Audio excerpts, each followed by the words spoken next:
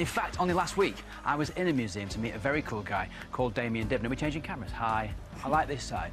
Yeah, he's called Damian Dibben. He's really cool. He's written so many books that have been published in 40 different countries. They've been translated into 26 different languages, and he uses all the objects around him for inspiration. So a museum is a perfect place to go to get just that inspiration. Thanks, so, Mark. Got some washing up, mate. That was my Jamie Oliver rap. I'm here at the National Maritime Museum in London to meet an amazing author called Damian Dibben. He uses things that you find in museums to write amazing stories. So let's go and see what we can find. Now, you probably know that museums are where we keep old stuff for safekeeping. This museum is full of stories of discovery and adventures at sea. I found my biggest fan.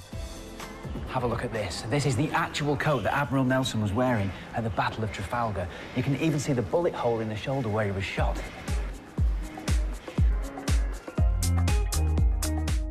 Now, it's all very well having the inspiration, but you need to know how to put it together into a story. So I need to find Damian for some top tips.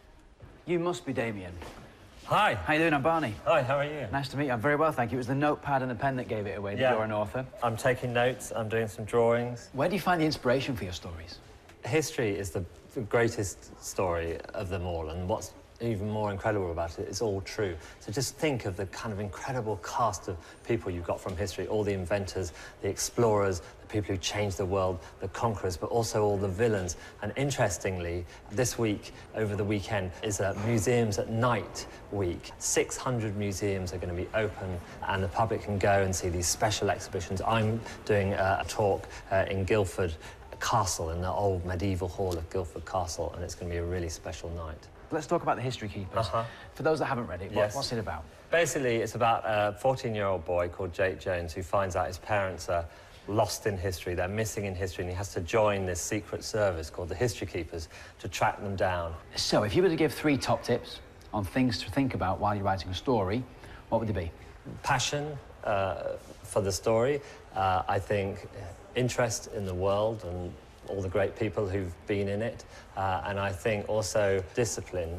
You need to set aside your time or amount of words you're going to do a day and really stick to it. That's the only way you ever get a story finished. You know, I've genuinely been inspired by today. Thanks very much, Damian. So I'm going to go and have a look at a few things, see if I can write a story. But before I go, I have to give you this. You've well and truly earned it. The most famous ship of all, the Blue Peter. Congratulations. Thank you so much. I honestly have been waiting for this all my life.